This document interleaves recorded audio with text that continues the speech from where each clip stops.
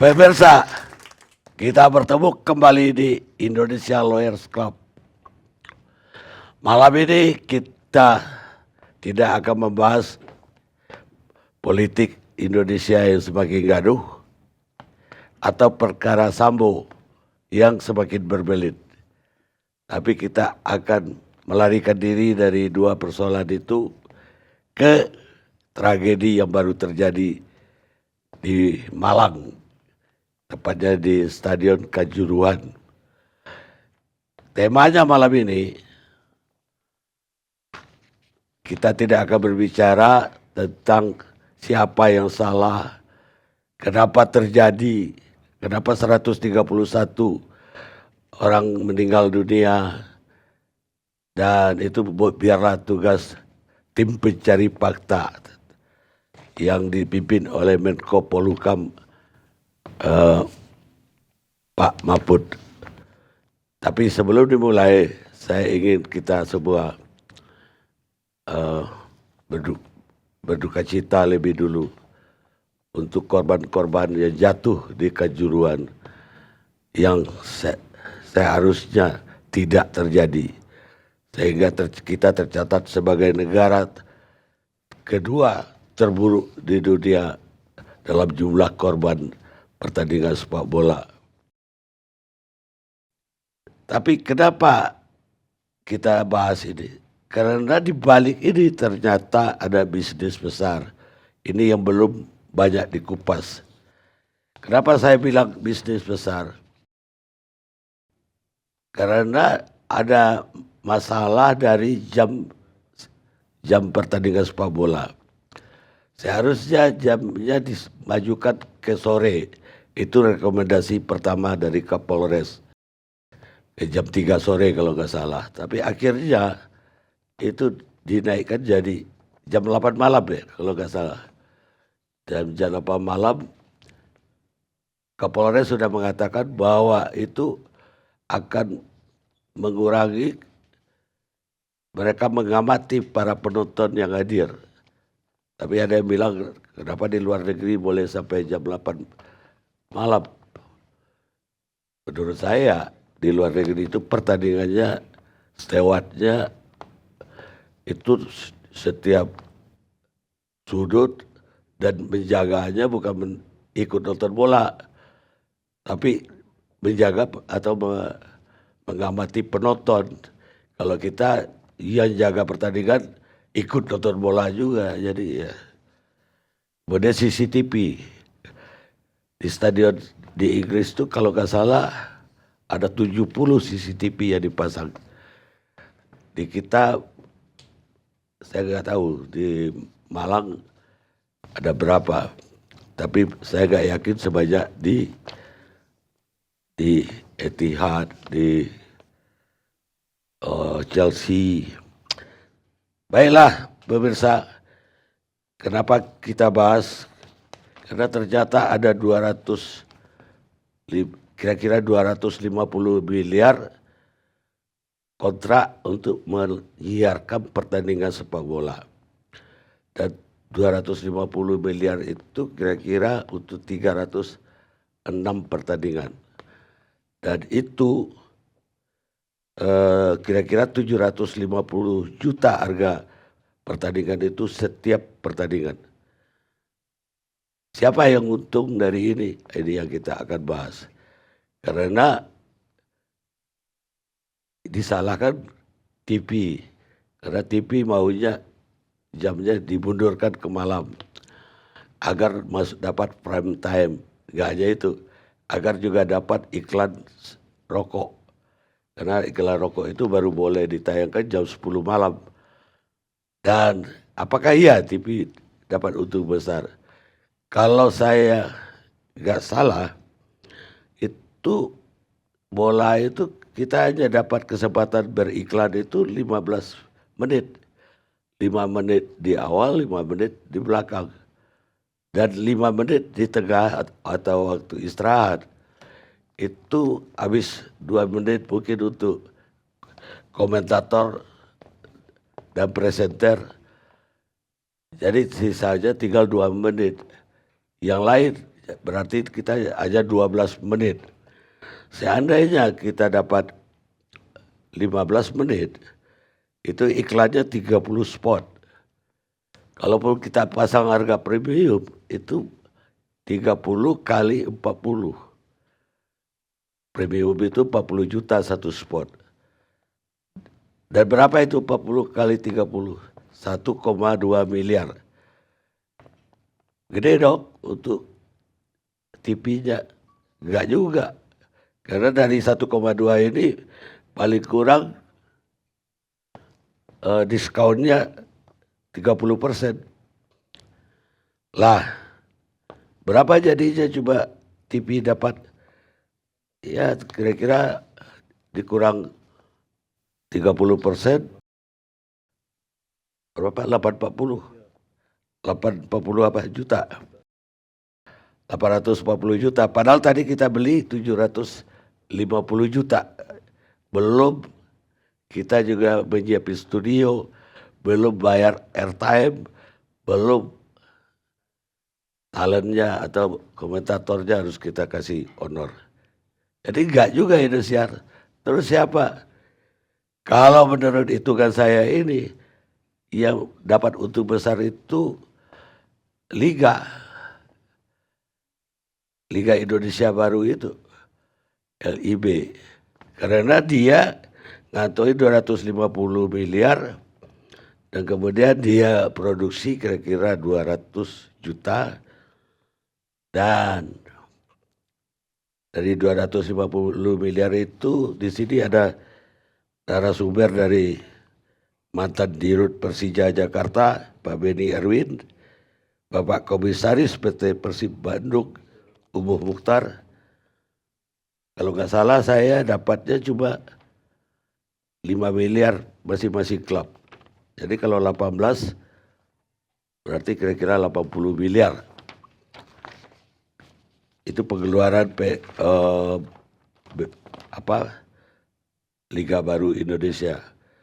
Dan dari pengeluaran tersebut kita belum masukkan penerimaan dari sponsor. Sponsor yang dipungut oleh Liga ada dari BRI, dari Gojek, dan ada lagi yang lain-lain. Sponsor ini sponsor utama, ada sponsor yang biasa, dan kira-kira satu Gojek aja bayar 125 miliar. Jadi, yang untung ya dalam ini Liga. Nah, saya ingin mengujinya dengan narasumber. Saya mulai dengan Pak Beni Erwin, mantan Dirut Persija Jakarta. Silakan Pak Erwin. Ya, terima kasih Pak Karni. Apa benar gak asumsi saya tadi itu asumsi? Jadi gini Pak Karni ya, kalau saya lihatnya ini kan sekarang ini Indonesia sudah sepak bola itu sudah industri. Di mana selama ini dari tahun berapa sampai 2008 itu kita terlena dengan APBD. Setelah dicabut APBD, 2009 semua klub sepak bola itu berbadan hukum. Kebetulan yang pertama membuat badan hukum kebetulan saya, PT Persija Jaya. Di mana dari sini kita tidak bisa mengandalkan APBD. Jadi di mana kita akan, jadi yang tadi Pak Karni bilang itu, Red TV segala macam, itu dulu nggak sama rata dapatnya.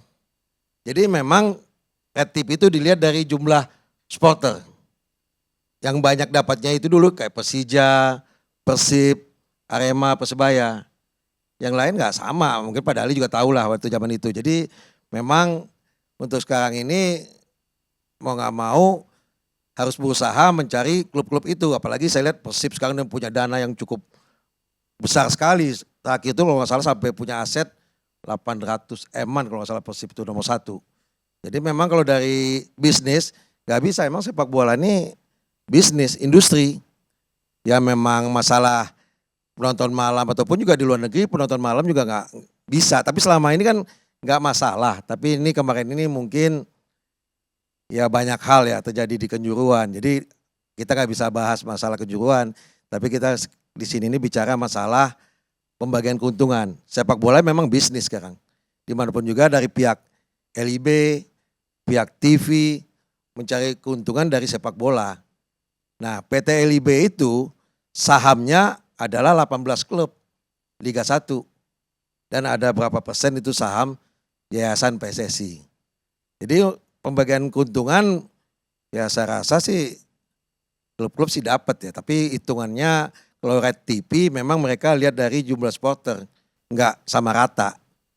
Jadi memang mereka bagi kalau dia tiap tahun itu satu kompetisi itu memang banyak sponsor ya cukup besar PT LIB menerima. Cuman untuk klub-klub ini kita apakah dapatnya sesuai, apakah tidaknya kita kan nggak bisa terbuka untuk menilai hal-hal seperti ini. Mungkin itu Pak Ani. Ya benar, tapi saya tadi hitung TV itu hampir tidak dapat apa-apa sebenarnya. Tapi kenapa mereka mau? Karena dengan menayangkan sepak bola itu image-nya naik. Jadi dari yang lain dia dapat.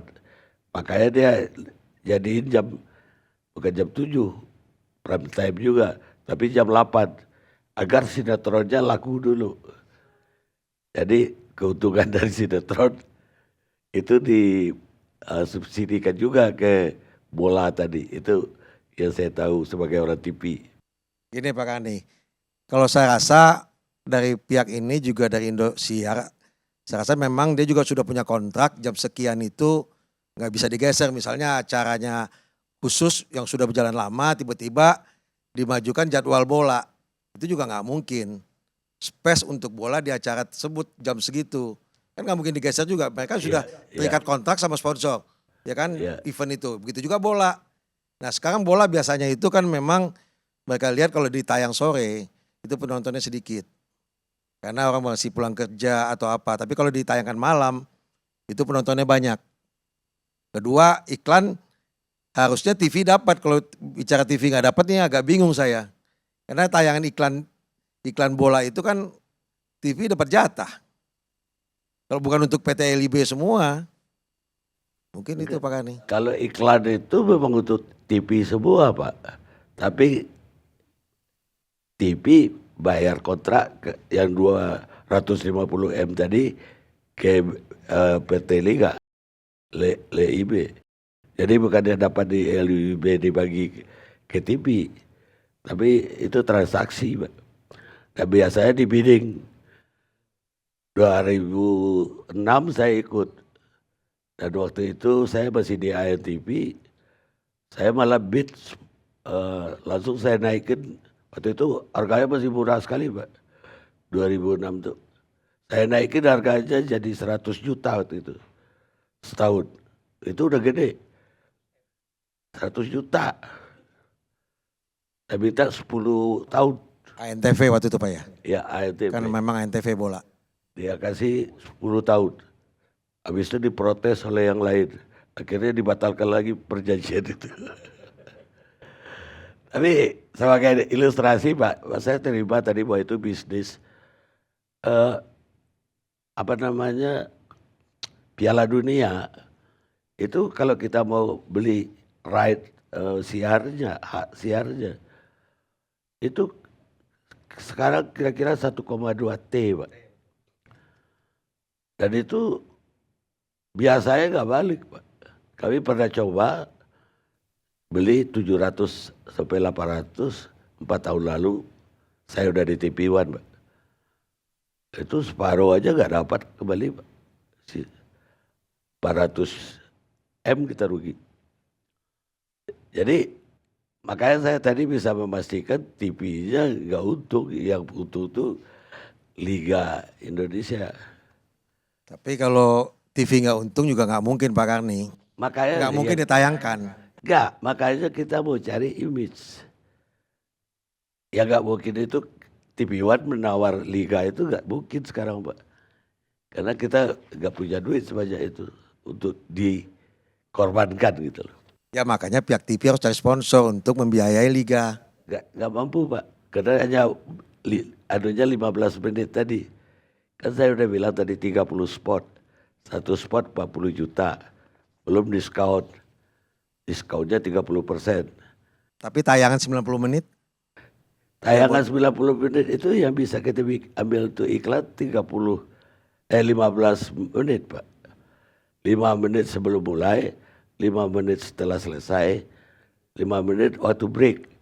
Waktu break ini juga diselingin oleh komentator sama presenter. Jadi tinggal 12 menit yang dijual. Satu spot 30 detik. 30 detik itu paling mahal itu dijual 40 juta tadi, Pak. Satu spot. Jadi Bapak bisa bayangkan kalau Liga Indonesianya masih boleh pakai sponsor lagi dari BRI, sponsor utama. Ada lagi Gojek, ada lagi yang lain. Jadi begitu, Pak. Pakai bisnisnya siapa yang untung sebelah. Menurut saya BLI, sayang BLI nggak mau hadir. LIB, Pak. LB, LIB. BLI, dulu BLI, Iya, iya. sekarang LIB. Sekarang LIB ya. Cuma dibalik-balik dikit, Pak. Ya, ganti pengurus biasa. Baik, kita terusin Pak. Kayak Pak Umuh Mukhtar. Selamat malam Pak Umuh. Ya, selamat malam, Pak Karni. Bagaimana dengan dialog saya dengan Pak Beni Erwin barusan, Pak? Ya, selamat malam, Bung Weni, Mas Eko juga hadir di sini ya. Alhamdulillah. Assalamualaikum warahmatullahi wabarakatuh. Ya, Bagaimana dialog gimana? saya? Ya udah jelas. Tadi ya dikatakan Bang Karni mengatakan TV itu tidak ada untung. Saya yakin punya untung lah. Kalau tidak untung dia tidak akan menayangkan, gitu kan. Nah di sini pun juga mungkin kan perkiraan ini begini, ini begini. Nah, klub pun juga semua juga ada untung ya. Terus Liga udah jelas dong ada untung. Nah tadi yang juga saya ditanyakan berapa satu klub dikasih ya. Saya katakan satu klub itu dari 18 mendapat 5 miliar gitu kan dalam satu musim. Itu pun juga dalam satu bulan kita dapat 500 juta gitu ya. Begitu. Nah, terus kalau ya. Ya, semuanya 80 miliar, Pak. Untuk klub. Ya, pokoknya yang diterima dari 36 klub ya, 36 klub ya kali 5 miliar begitu kan. Yang sudah jelas yang tadi juga saya berbincang, jadi nanyakan berapa yang sebenarnya yang diterima dari satu klub 5 miliar dan itu pun juga tiap bulan dikasih lah. Persib mungkin udah 4 kali atau 5 kali lah mendapat begitu. Bapak sekarang kan orang bertanya-tanya, ini apa gara-gara bisnis ini makanya terjadi tragedi di Malang tersebut? Betul. Nah, ini dengan tragedi di Malang ini kan semua berhenti dulu ya. Tapi mungkin kan kalau kontrak dengan dari Indosiar, dari sponsor itu semuanya juga udah ada kontrak. Cuma dalam situasi begini tidak tahu mereka ada pengurangan begitu atau tetap harus bayar seperti itu gitu kan. Seperti Persib pun juga kan ada kontrak dengan ada beberapa sponsor ya seperti itu. Nah, insya Allah setelah ini kejadian ini pun juga ini saya bilang mudah-mudahan ke depan akan lebih baik lagi kan ini mungkin kejadian-kejadian ini yang luar biasa ya, kejadian luar biasa. Mudah-mudahan tidak terjadi lagi di semua lini dan ini pun juga saya yakin bahwa FIFA pun juga tidak memberikan sanksi dan cepat lagi untuk berjalan kembali begitu ya. Jadi tidak berlarut-larut sampai sambil menunggu keputusan yang nanti di investigasi kan sudah jelas ya timnya dan sampai di mana hasilnya dan sampai di mana kecepatannya untuk mengambil keputusan begitu Bang Karni. Kalau untuk ini semua untung lah, ada keuntungan lah ya, mungkin ada klub yang rugi mungkin juga, karena penontonnya juga tidak banyak gitu kan. Bisa juga kalau Persib selalu banyak penontonnya. Tapi dengan kemarin ya ada sedikit trouble juga gitu ya karena masalah tiket juga gitu ya. Tapi tiket itu semua pun juga kalau untuk di Persib ya karena online habis gitu ya. Nah itu selalu ada untung dari tiket itu aja ya. Kalau untuk bantuan dari liga ya itu liga yang ngatur. Pun juga ya di situ pun juga tetap liga pun juga harus tetap ada audit lah ya. Jadi tidak karena ini hebat tidak bukan perusahaan negara gitu, tapi tetap karena itu punya punya klub gitu ya. Jadi yang 99% itu modal klub. Klub jadi liga cuma pengelola punya 1% gitu ya. Kalau tidak salah itu dalam aturannya seperti itu. Jadi keuntungannya itu tetap harus dibagikan ke liga ke klub gitu ya. Dari yang 18 klub ini. Itu aturan ya. Tapi kan kita kan tidak kita pun juga harus mengikuti. Dapat uang berapa gitu. Ya, liga ini dapat uang berapa dari mana saja, pengeluarannya pakai apa saja, gitu kan? Harus terbuka dan transparan. Insya Allah ke depan juga ini aturan harus seperti itu. Itu aja yang saya tahu begitu ya.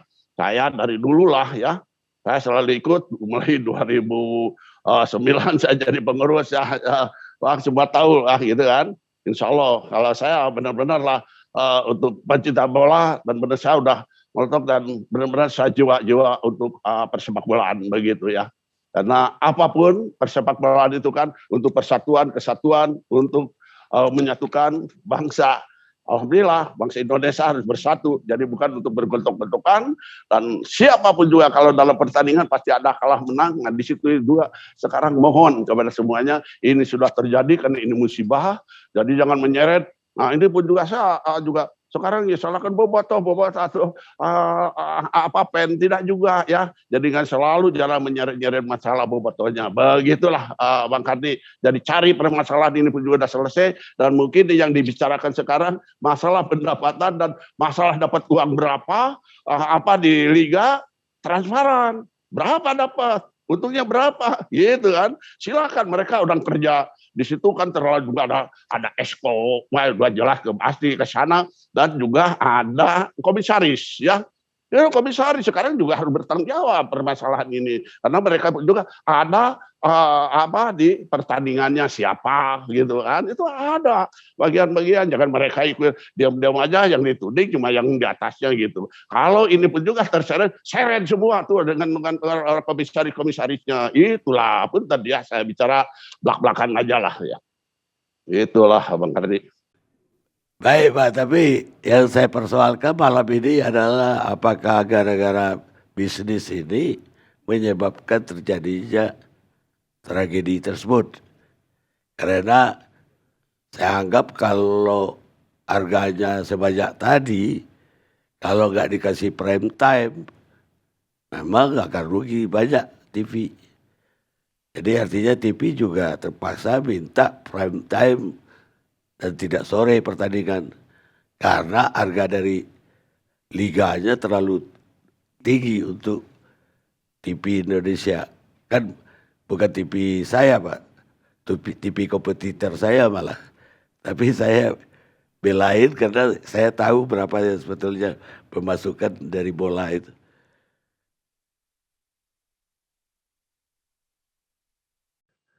Ya, Bang Kardi, tadi udah jelas semua ya. Mungkin semua juga akan cari keuntungan. Dan juga jangan terlalu dipaksakan malam ya. Kalau pertandingan minimal itu ada, bukan tidak boleh malam. Ada yang boleh malam, ada yang tidak boleh ya. Menurut saya antara Persija, Surabaya, sama Malang itu mohon diperhitungkan, dipertimbangkan. Ini pun juga kan 18 klub. Kalau nanti tentukan cuma Sabtu Minggu, terus malamnya mainnya pun juga siang di situ. Ini saya yakin tidak akan kekejar Pak. tidak akan kejar Pak, 330 dari 18 klub ini. Nah, di situ pun juga. Jadi jangan mengejar karena keuntungan, akhirnya rebutan tidak dipikirkan permasalahannya seperti kejadian kemarin yang tidak diperkirakan gitu kan. Tidak, ini kan musibah gitu. Nah, itu yang harus diperhitungkan dan mudah-mudahan nanti kalau paling telat lah gitu. Nah, 3:30 sore gitu kan pertandingan. Itu kalau terlalu malam pun juga pertandingan 8:30 malam bagaimana? Ini anak pemain selalu ngeluh kepada saya juga, gitu kan. Apa yang jadi keluhan? Mereka harus bertanding Pak, jam 11, setengah 11 baru selesai, itu bisa tidur jam 1, jam 2. Itu pun juga terganggu. Dan itu juga harus dipertimbangkan, harus saling menguntungkan lah gitu. Mana yang bisa malam dan mana yang tidak boleh malam, begitulah ya. Insya Allah ke depan tetap pertandingan seperti biasa, mana yang malam boleh dan tidak itu. Jangan kalau cuma dalam 1 minggu, cuma Sabtu Minggu nggak akan kekejar, setahun tidak akan selesai itu pertandingan, begitu tidak bisa digelar. Itu Pak Bang Karni. Baik Pak Ubu, terima kasih banyak sudah bergabung dengan kita. Hal penting tentang sepak bola adalah bahwa dunia sepak bola bukanlah tentang sepak bola saja. Terry Pratchett, sastrawan Inggris. Kita rehat sejenak.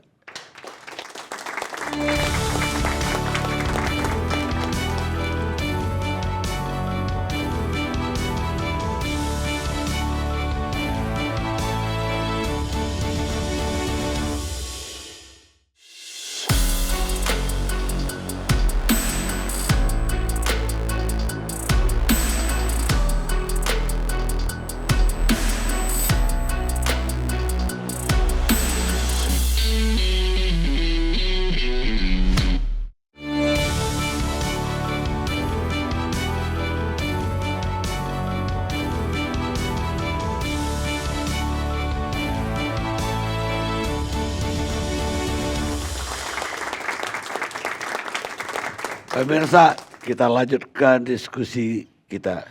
Sekarang giliran Pak Karni, saya mau tambahkan sedikit Pak Karni. ya. Masalah pertandingan. Saya rasa untuk pertandingan siang, sore, malam itu sama aja Pak Karni. Nggak ada berpengaruh. Ya apalagi sekarang ini kontrak PT LIB terhadap TV itu sebelum liga-liga mulai mereka sudah ada space. Tanggal sekian main jam sekian, main jam sekian. Tidak mungkin semena-mena dipindahkan malam siang. Ini nggak bisa seperti itu kecuali ada kejadian mungkin bisa dirubah hujan badai, salju. Itu mungkin yang terjadi seperti luar negeri. Ya saya percaya itu bahwa udah dikontrak, ada jadwalnya, jam berapanya. Hari itu jam berapa, hari ini jam berapa. Tapi bagi TV pendapatan untuk mengajar tadi kontrak tadi akan berkurang jauh kalau itu tidak prime time. Jadi pengaruhnya bukan ke liga tapi ke TV-nya. Iya, gini Pak Karni kan saya bilang tadi kalau memang jadwal TV Indonesia itu kan mungkin jam 7 itu udah ada acara yang dikontrak. Iya, Sebelum kan saya bicara tadi sebelum liga bergulir iya. kan TV itu udah tahu. Nah buat bola itu tanggal jam sekian tanggal sekian, ya kan? Jadi Iya. saya rasa nggak masalah buat main siang malam kan udah tentuin jauh-jauh hari. Justru karena itu TV akan waktu kontrak mau dibikin, TV akan minta itu prime time. Itu yang saya maksud. Ya, tapi jangan maksud saya itu wah terjadi kejuaraan ini karena main malam. Ini juga enggak. Ini kan Loh. semuanya ini kan ketergantungan di sepak bola itu kan panpel itu ada security officer. Dia yang lebih bertanggung jawab dalam hal seperti ini. Jadi nggak ada pengaruh kalau buat saya di sepak bola siang atau malam. Ya kalau saya lihat dari surat Kapolres pertama keberatan kalau malam. Dia minta jam 3 sore. Tapi kan PSSI mendesak supaya boleh malam. Bukan PSSI mendesak, tapi Indosiar juga kan nggak akan mengasih live sore. Kan dia punya kontrak. Iya. Ini semuanya kalau dimajukan yang jam 3 sore, ini kontraknya jadi akan saling tuntut menuntut. Ya akan terpaksa direvisi karena pendapatannya jauh berkurang. Ya itulah makanya juga masalah saham PT LIB juga ini kan kalau klub dapat 5 miliar ya rugilah klub. Kan pemegang sahamnya klub 18%, 18 klub semua. Yayasan cuma 1%. Ya jadi Maka Pak Umu tadi tuh sebenarnya dapat 5 miliar tuh dia pasti keberatan. itu kan dapatnya dari awal, ya awal. Kalau dulu Ketika- setahu saya Pak Kani, selain kita waktu saya masih di Persija, itu selain kita dapat 5 miliar, itu ada dapat rating untuk penonton, ada tambahan. Jadi Persija penonton banyak, dapat lagi. Kalau sekarang enggak. Kayaknya sekarang nggak dipukul rata 5M ini kayaknya. Baik, kita tanya pendapatnya pengamat sepak bola Tommy Iweli. Panggilan sayangnya Toel. Terima kasih Pak Karni. Saya harus mulai dari mana ya? Karena tadi memulai dari sisi profesional sepak bola, seingat saya, nanti senior-senior bisa tambahkan rekan-rekan di sini. Profesional sepak bola berubah wajah itu tahun 92 di Inggris Premier League menurut saya sih. Rupert Murdoch yang mengubah itu. Jadi yang mengubahnya media, yang mengubahnya broadcast, televisi. 92 Premier League berdiri. Saya pikir itu bisa jadi sebuah trigger ketika profesional football mulai berjalan. Sehingga kemudian diadopsilah atau menjadi kiblat dari professional league saat ini, Premier League yang paling glamor. Menurut saya sih juga kalau kita lihat perkembangan secara keuangannya, transfer atau uang yang paling bergulirnya paling tinggi adalah Liga Inggris, Premier League. Lalu bicara ke Indonesia, sepak bola profesional Liga 1, saat ini kita bilang Liga 1, sebelumnya kita bilang ISL, ini professional league, top tier. Pasti bicaranya bisnis. Ketika bicara professional football, pasti nggak bisa bicara football saja, tetapi dua sisi. Bisnis dan sepak bola. Tetapi bisnis sepak bola pasti bukan bisnis yang sama dengan seperti bisnis kebanyakan. Karena ada aspek sportingnya tadi, sepak bola. Nah, makanya kemudian harus dikelola sedemikian rupa. Saya mau kasih fondasi-fondasi yang utamanya saja ya sebelum nanti dielaborasi. Untuk industri sepak bola dalam konteks Indonesia, apa yang paling penting atau yang menjadi prinsip? Kepastian menurut saya. Kepastian dalam industri, dalam kompetisi liga itu penting. Dan Indonesia lemah. Misalnya dalam beberapa kasus, dalam beberapa tahun terakhir kita mengalami kompetisi kepastiannya itu antara iya dan tidak, iya dan tidak. Soal izin kepolisian. Artinya dalam hal kapan kompetisi itu bergulir, bisa iya bisa tidak. Kalau ngomong Juli bisa jadi Agustus, bisa jadi September. Dalam konteks bisnis mungkin ini tidak bagus karena kepastian itu. Itu satu. Yang kedua kepastian tentang regulasi. Ketika kita bicara tentang professional league, regulasi harus firm. Nggak boleh ragu-ragu. Saya melihat dalam konteks LIB, operator liga sekarang, dengan kaitan apa yang terjadi, saya menganggap bahwa latar belakang pengambil keputusan atau direksinya itu minim sekali latar belakang sepak bolanya. Kenapa menjadi penting? Karena buat saya pertimbangannya bukan sekedar jualan, bukan sekedar bisnis. Lalu apakah memahami sepak bola bisa sedemikian gampang? Menurut saya tidak. Sebagai contoh di RUT, Pak Ahmad Hadian Lukita, sebelumnya kita nggak pernah tahu berkecimpung di sepak bola. Yang kita tahu dia penggemar F1, Formula 1 itu. Dir-Ops-nya adalah purnawirawan dari kepolisian. Let's say oke lah suka bola, tetapi paham bola nggak bisa serta-merta. Apalagi dia pegang operator liga yang buat saya harus firm dulu regulasinya itu. Karena dia pegang professional league, top tier atas seperti itu. Bukan sekedar bisnis yang diamankan tapi juga sepak bola harus diamankan. Dua-duanya harus berjalan seiringan. Nah itu yang kan terjadi di dunia Eropa sana tuh yang jadi kiblat kan yang saya ambil contoh tadi. Nah, persoalan-persoalan itulah yang kemudian sebetulnya kalau pertanyaan kasarnya, apakah jam malam itu yang menjadi pemicu atau itu nggak ada kaitan sebetulnya Pak Karni. Mau main sore, mau main malam sepanjang aturan pelaksanaan pertandingannya dijalankan dengan firm oleh semua pihak. Regulasinya firm dijalankan oleh semua pihak. Ini kan ada yang salah dalam penerapan penerapan pelaksanaan pertandingannya. Tapi dalam konteks sekarang, jika tidak ada kepastian juga dari kasus tragedi Kanjuruhan ini bahaya bagi industri sepak bola Indonesia ke depan. Karena satu, kita ini kan belum cukup established membangun industri sepak bola. Bicara turbulensi, sepak bola kita sering turbulensi Pak Karni. 2011-2012 dualisme, benar gak? Turbulensi. 2015 suspend FIFA, turbulensi lagi. Lalu beberapa tahun terakhir juga. Jadi establishnya susah. Sementara kita ingin partner di luar sepak bola mau masuk. Broadcast ingin masuk, partner mau masuk gitu loh. Nah ini kepastian ini yang harus terjadi. Nah itu yang belum terjadi di kita. Sekarang sebagai satu kasus contoh, saya men-challenge pemikiran. Kalau yang bertanggung jawab dari tragedi Kanjuruhan hanya dilokalisir di Panpel, apakah nanti nggak ada yang mau jadi Panpel? Karena dia akan dipersalahkan begitu terjadi ada sesuatu. Ini kan bahaya. Dalam konteks pertanggungjawaban gitu loh. Itu kalau sekedar hanya Panpel.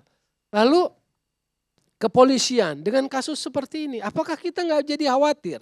Football family untuk mengadakan sepak bola mereka menjadi sangat sulit nanti mengeluarkan izin. Semoga tidak, saya hanya khawatir. Karena apa? Karena kasus ini kalau tidak ditangani dengan benar, tidak ditangani dengan proporsional, maka akan saya khawatir ada ekses-ekses itu. Orang takut jadi Panpel. Karena dia akan menjadi bumper paling yang disalahkan. Lalu kepolisian menjadi sangat sulit mengeluarkan izin. Ini kan gak bagus buat iklim industri sepak bola. Nah satu hal lagi terkait pertandingannya. Kenapa buat saya penting operator liga, pengelola sepak bola itu paham sepak bola. Penting punya sense of business penting dalam mengelola sepak bola profesional penting. Tetapi penting juga untuk paham sepak bola kenapa? Begini konteksnya kalau dalam Arema Persebaya ini rivalitas yang sengit. Saya sering bicara tentang rivalitas karena saya gak mau bilang musuh. Musuh itu kebencian, ada rasa kebencian. Tapi kalau rivalitas itu istilah olahraga, istilah sepak bola, rivalitas. Supaya koridornya jadi tetap terjaga di sepak bola.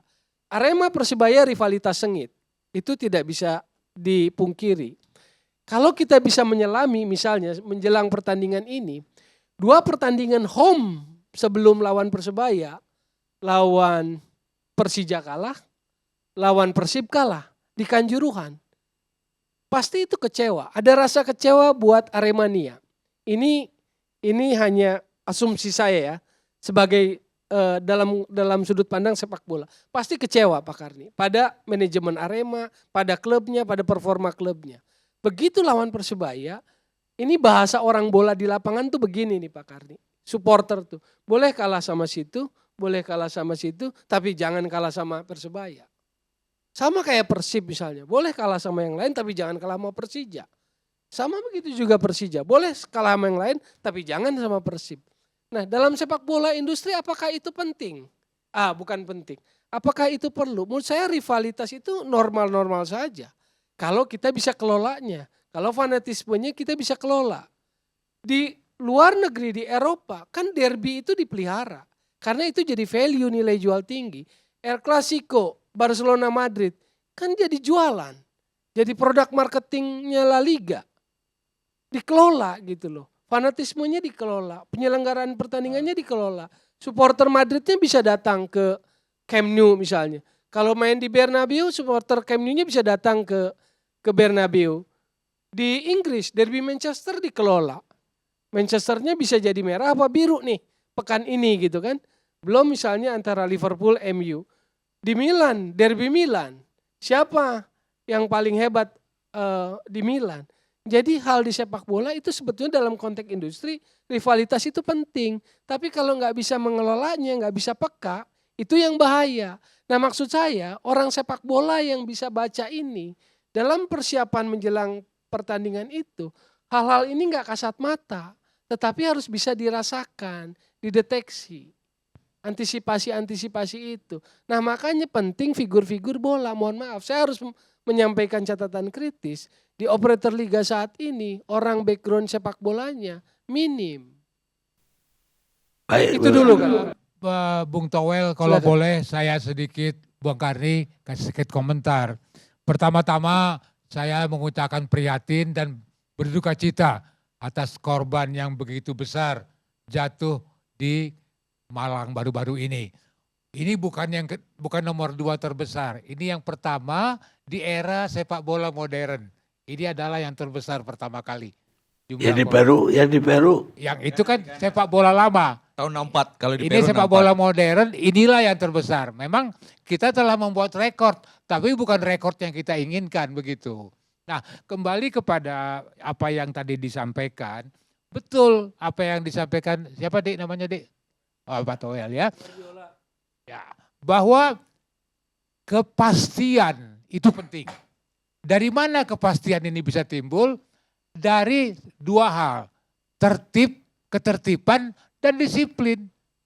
Kalau apa yang ditentukan oleh induk organisasi sepak bola dunia, FIFA, tidak dilaksanakan, tidak tidak dipahami, ya sampai kapanpun ini akan begini terus.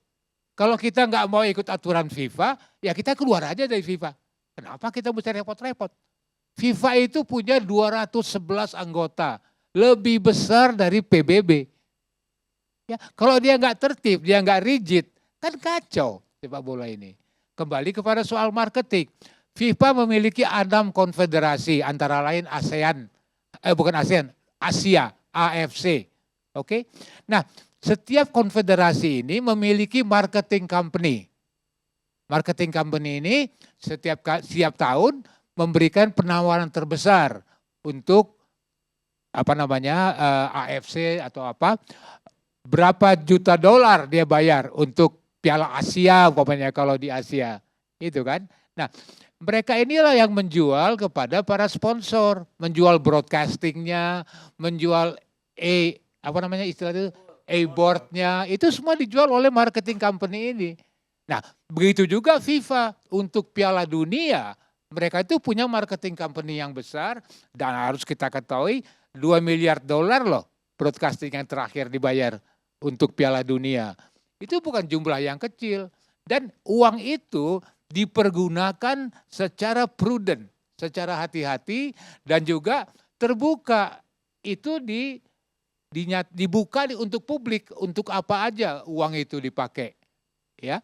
Jadi sepak bola tidak bisa lepas dari orang Batak bilang kepeng. Iya kan? Epeng bukan. Epeng. Iya, kalau nggak ada hepeng, apa yang mau dibikin? Iya kan?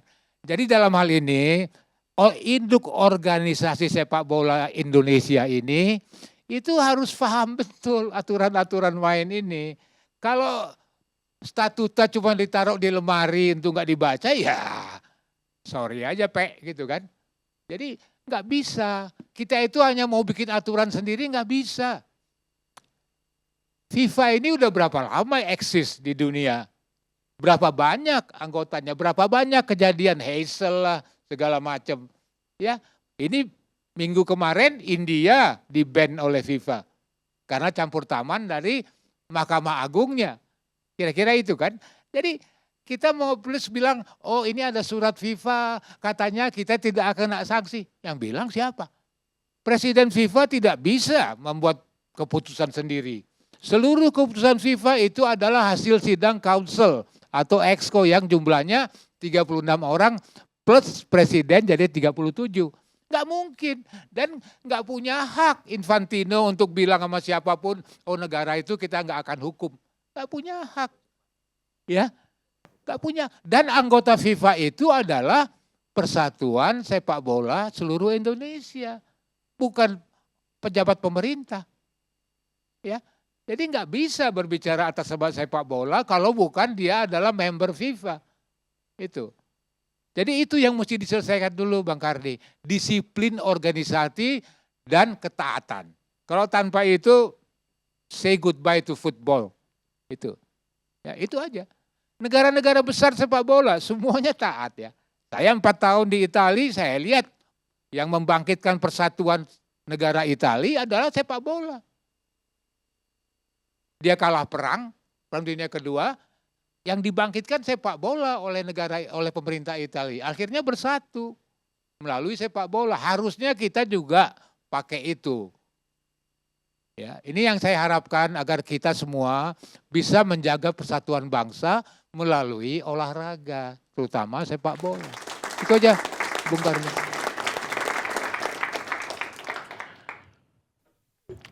Pemirsa, sepak bola itu adalah hal yang terpenting di antara hal-hal yang tidak penting. Kata Carlo Ancelotti, pelatih sepak bola Italia. Kita lihat.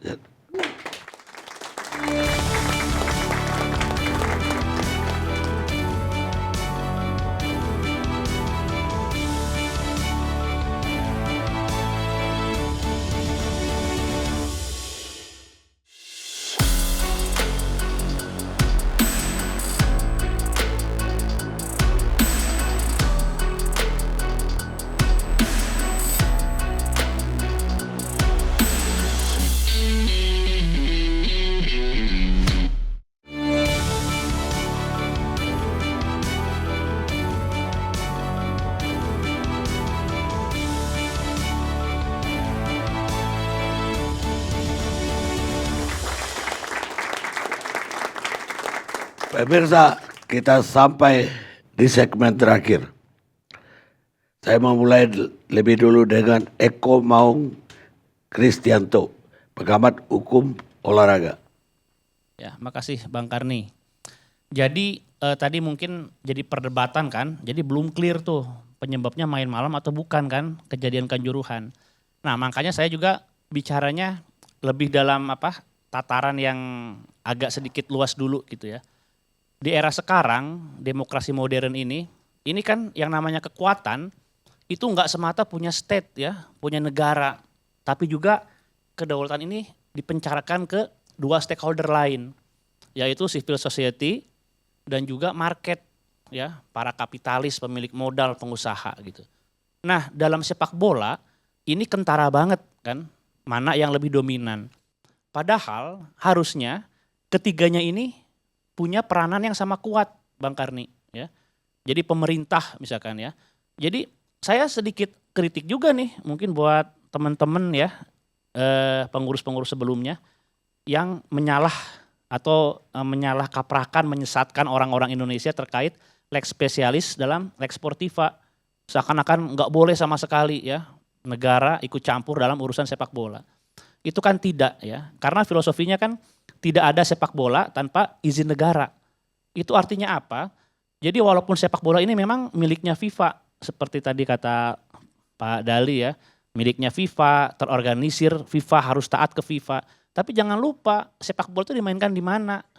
Di lapangan bola. Lapangan bola, tanah yang punya siapa? Negara.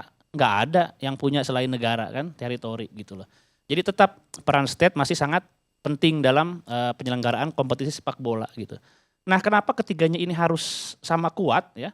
Karena kalau misalkan salah satu di antaranya lebih dominan, lebih kuat, itu maka akan terjadi ketidakseimbangan.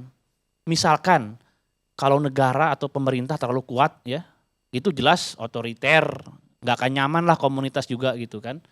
Atau misalkan civil society-nya lebih kuat nih. Ada beberapa liga di mana intervensi pemerintah segala macam itu lemah. Jadi ujung-ujungnya malah kayak stateless gitu ya.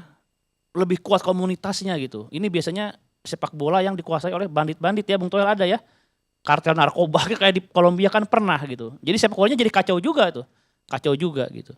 Nah, yang kita bicarakan di sini, ini dugaan saya gitu ya, obrolan ini mengarah kepada si kapitalisnya ini nih, marketnya ini lebih kuat ya saat ini gitu. Karena dia bisa menentukan main jam berapa gitu ya. Ini terlepas dari temuan terbaru hari ini kan, yang diperiksa apa?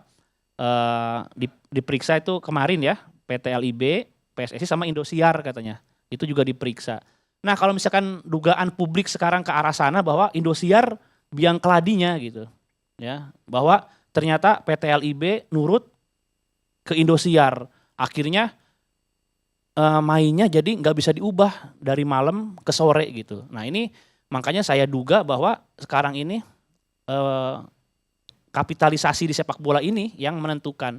Dan itu tetap nggak benar, tetap nggak sehat. Walaupun kita mengamini bahwa apa sih namanya sepak bola industri itu, kompetisi sepak bola profesional itu apa sih? Itu kan kita jangan naif ngomongin sepak bola itu olahraga biar sehat. Enggak, sepak bola industri ini bisnis tontonan kok, ya. Jadi ini TV show kok, tontonan sama seperti musik dan lain sebagainya. Cuma ini kebetulan tontonannya olahraga sepak bola gitu. Nah, lalu tentang tentang peranan swasta ini ya, market ini kan nggak bisa dihindari ya. Jadi ada juga nih suara-suara yang menyalahkan terkait jam malam katanya. Nah, saya sepakat ya. Jadi analisis saya sepekan ini menunjukkan mau main malam kayak ya, mau main malam, mau main sore, mau main pagi, main jam 11 siang. Kalau misalkan protap pengamanannya dilaksanakan dengan benar ya, sesuai regulasi FIFA dan turunannya, itu nggak akan terjadi kejadian kayak kemarin itu Bang Karni. Gitu. Jadi saya pikir jangan sampai nanti tuh ada kecelakaan berpikir gitu loh. Jadi penyebabnya apa gitu ya, lalu solusinya apa? Karena belakangan ini ternyata sepekan lebih ini masih ada juga yang fokus di kesalahannya itu gara-gara main malam katanya, nggak main sore. Oke, itu saya sepakat bisa jadi salah satu faktor ya. Main malam bisa jadi salah satu faktor yang memperburuk keadaan karena kan terkait dengan mitigasi supporter. Lalu juga pertolongan pertama gitu ya, pasti terkendala kan karena cahaya, akses mungkin nggak sebaik kalau dilakukan sore, apalagi angkutan umum. Ya, kalau angkutan umum nggak ada, supporter susah pulang menumpuk itu juga jadi riskan. Tapi itu bukan pemicu tetap ya. Namanya main malam tetap bukan pemicu saya pikir.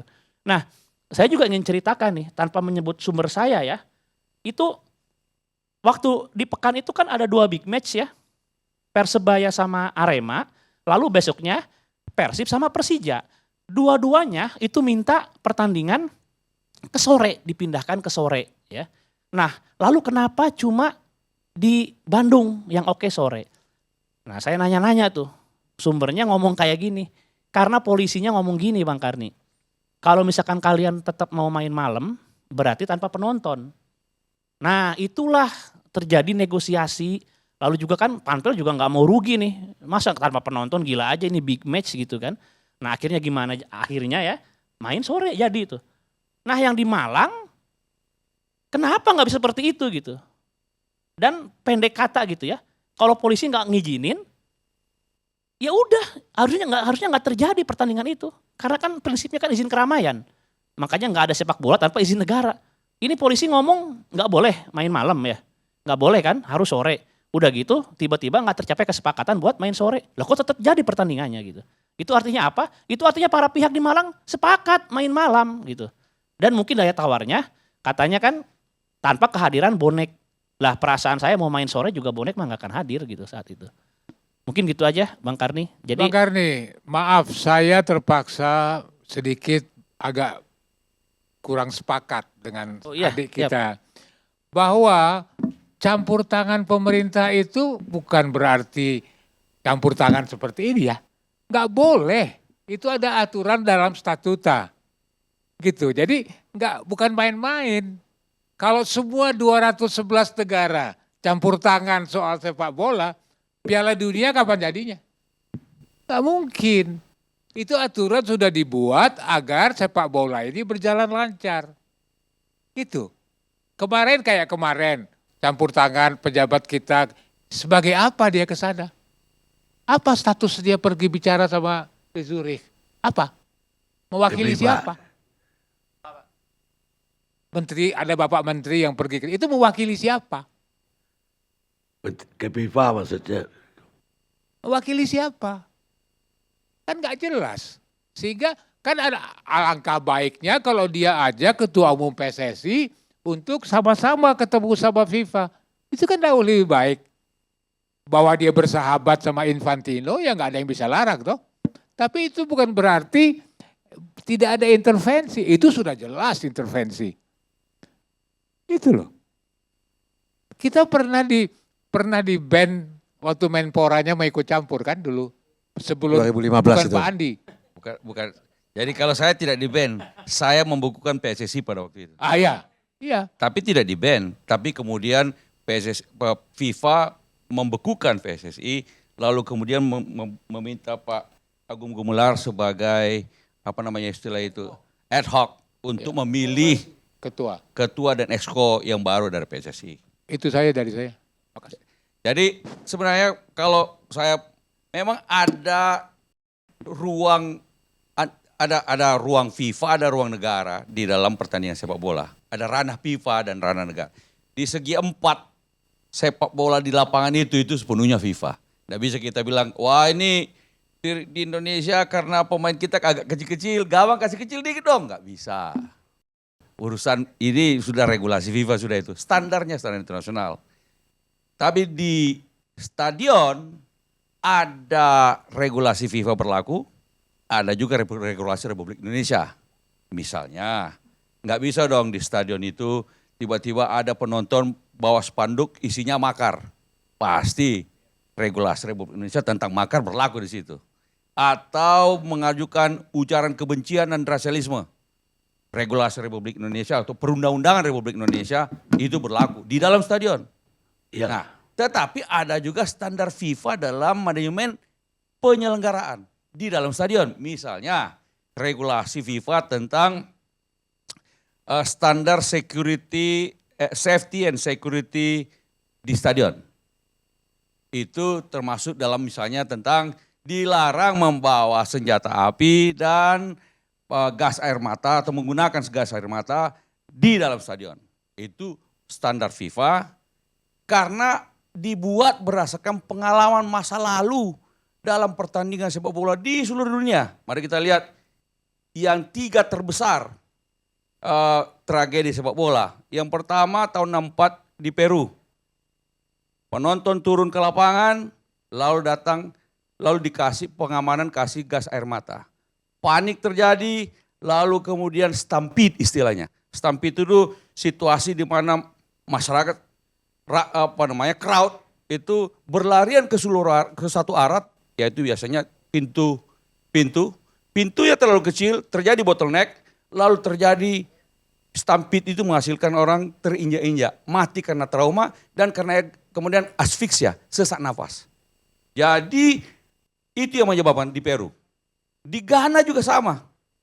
Ghana juga penonton tidak puas, turun ke lapangan, gas air mata, berlarian stampede ke pintu keluar, lalu kemudian yang terjadi adalah trauma, terinjak-injak, bottleneck, terinjak-injak, asfiksia dan trauma. Kanjuruhan sama juga.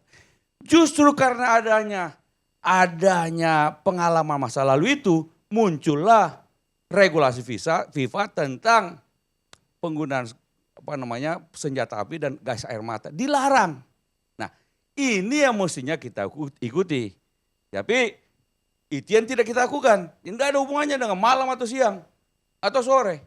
Ini urusannya dengan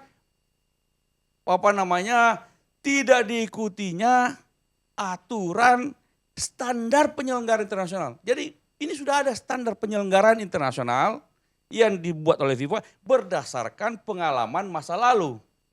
Nah, kan benang merahnya ada, urusannya gas air mata, bukan soal malam atau siang.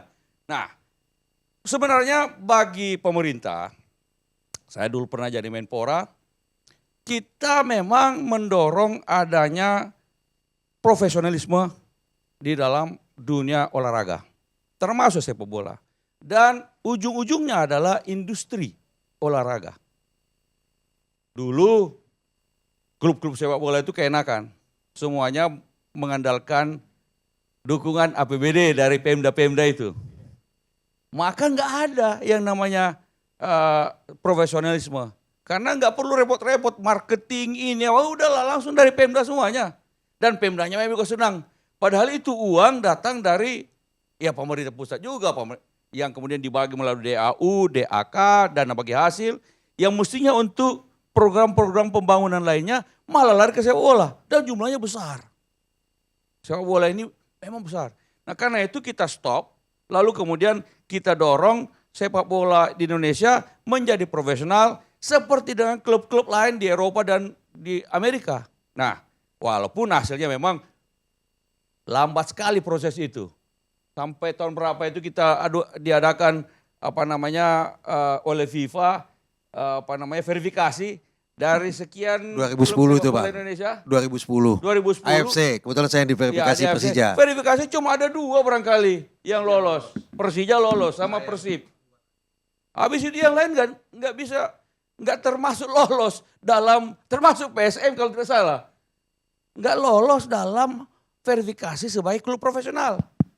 Sebagai klub profesional ada banyak syarat-syaratnya. Selain ya soal kesejahteraan penggajian atlet, tapi juga bagaimana penyelenggaraan sepak bola di kandangnya dan tempat dia bermain, kandangnya itu, stadionnya. Tidak ada klub sepak bola Indonesia memiliki stadion sendiri. Semua pinjam dari Pemda semua itu. Bali United Bang. Bali United sudah punya? Punya sendiri. Alhamdulillah kalau itu. Punya Pemda juga Gianyar, Pak. Hah? Itu kepengelolaan aja. Pemda semua yang bikin. Beda kalau di luar negeri, itu semua klub-klub punya mereka sendiri. Karena kebetulan lagi bangun Nah, stadion. Tetapi standar stadion pengelolaan dan memang juga standar sepak bola stadion itu mestinya juga mengikuti standar FIFA internasional. Misalnya begini, berdasarkan karena tragedi di Hillsborough, itu kalau Hillsborough sekarang nomor 4 barangkali tragedi itu, persoalannya di situ waktu itu adalah adanya karcis berdiri.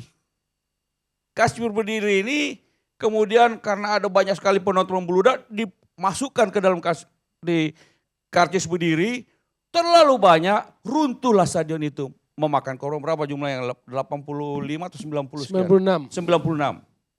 Sejak itu salah satu akibat dari kayak TGIPF di sana juga dilakukan, maka tidak boleh ada lagi karcis berdiri. Semua stadion harus seated. Single seat. Single seat.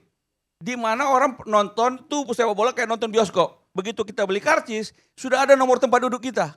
Karena itu tidak mungkin ada kelebihan jumlah penonton dibandingkan tempat duduk. One ticket, one seat. Stadion kita mestinya juga begitu. Supaya tidak ada pertanyaan tentang ini terjadi kelebihan jumlah. Tidak mungkin bioskop misalnya 40 seatnya lalu jual 50 karcis. Lalu orang di mana duduknya 10? Tidak mungkin. Nah kita juga harus begitu. Mudah-mudahan TGIPF nantinya merekomendasikan semua stadion harus single seat. Kalau kita nonton bola persis kayak nonton bioskop. Sudah ada seat kita di situ, sudah jelas. Dan kalau kita nonton bioskop itu sebelum waktu kita beli karcis sudah ada mau duduk di mana Mas? Di sini. Berapa karcisnya? 4. Misalnya begitu. Nah, karena kita ingin sebagai sebuah industri, ujung-ujungnya adalah konsumen. Ujung-ujung konsumen adalah konsumen puas. Konsumennya siapa? Kita semua. Selain penonton yang di televisi, penonton yang ada di stadion. Bagaimana supaya sepak bola itu membuat kita aman, nyaman, tidak takut. Bawa keluarga, bawa anak-anak pergi nonton sepak bola. Kalau sekarang kan takut kita nonton sepak bola. Pulangnya nanti bagaimana? Kalau ribut, mobil kita parkir jauh-jauh. Jangan sampai jadi kena persoalan. Nah ini tantangan industri sepak bola Indonesia.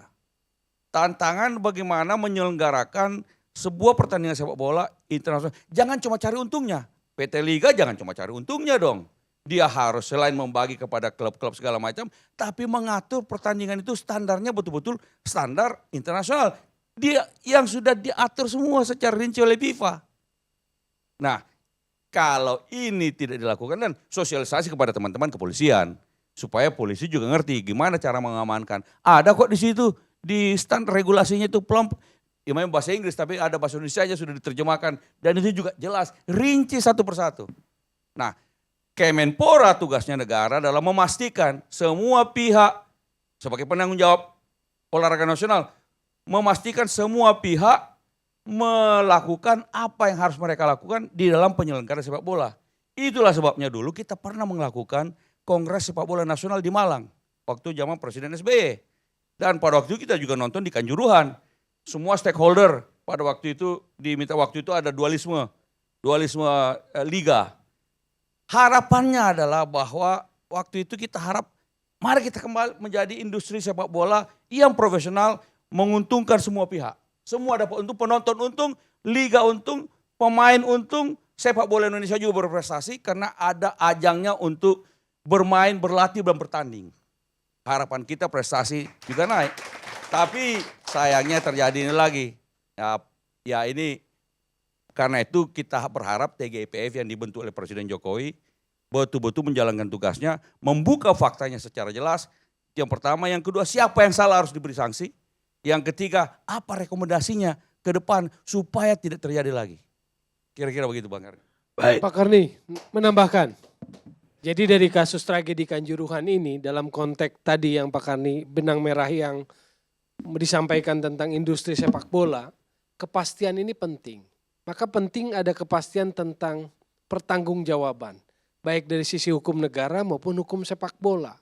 Karena kalau nggak ada kepastian ini maka uncertain itu nggak bagus buat industri sepak bola. Ini yang bahaya. Nah, penting bahwa segala sistem sepak bola yang sudah ada itu diterapkan oleh orang-orang yang tepat, orang-orang yang capable. Ini yang perlu dimulai. Karena kalau kita biarkan seperti ini, kita memang dalam proses menunggu sekarang hasil penyelidikan, hasil pencarian fakta dan sebagainya. Tetapi kalau tidak ada kepastian tentang keadilan, tentang pertanggungjawaban baik secara moral, secara struktural, secara administratif, baik dari hukum sepak bola maupun hukum negaranya, ini terancam. Industri kita yang belum established, industri sepak bola kita yang belum established akan terancam. Karena tadi platformnya itu mau-maunya kan. Ada yang itu fakta loh, perubahan-perubahan itu, permintaan itu fakta. Termasuk broadcaster ada.